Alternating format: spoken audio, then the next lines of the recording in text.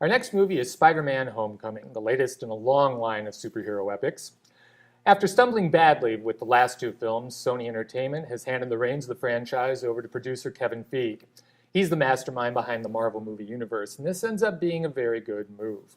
Though the film is hardly original, there's a sense of excitement and a sense of enthusiasm about it that's been missing from the web crawler's latest adventures. As he did in Captain America: Civil War, Tom Holland is Peter Parker, the amazing Spider-Man, and he is juggling quite a few things as a high school student. Not only his studies, but he's got a crush that he needs to talk to, and he also has superheroics to deal with as well. He's out to impress his mentor, Tony Stark, aka Iron Man, because Spidey wants to be made a permanent member of the Avengers. He goes out of his way to look for trouble, and it does end up getting him in trouble, as Stark has to take away his high-tech uniform that he and his cohorts had invented for Peter. This, well, the timing couldn't be worse. Peter has to go up against a new villain, the Vulture, played by Michael Keaton, with his homemade uniform and gadgets, and it ends up proving to be a very difficult task. As I say, this movie follows the usual superhero movie template. It's not all that original, but it does hit the notes that it needs to hit as far as its audience is concerned. Holland is very, very good here, and he does generate a lot of goodwill with the character, and Keaton's good as well.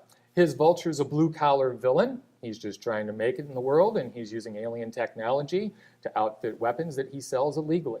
So, you might not sympathize with him, but we at least get a villain that we understand.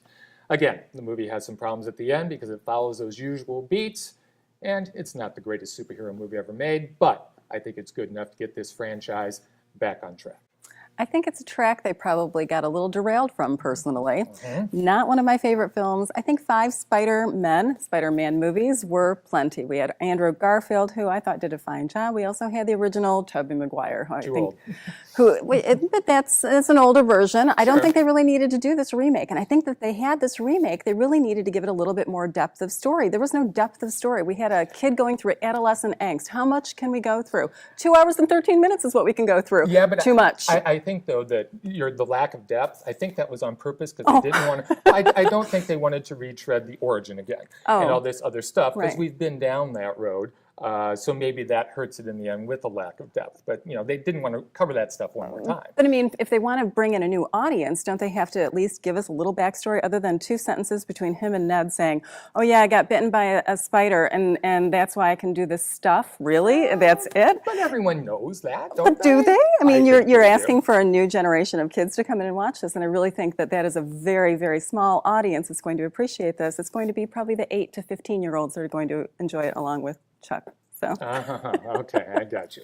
Very nice. Keaton, though, I will give you that. Keaton was phenomenal, although he can't seem to shake those bird wings. He's always going to have the wings on his back. Batman. I'd say, don't you love how it's come full circle? Batman, the parody of Birdman, and now he's the Vulture. And he's like? Exactly. He is a great evil character. And again, he, like Spacey, can do it all.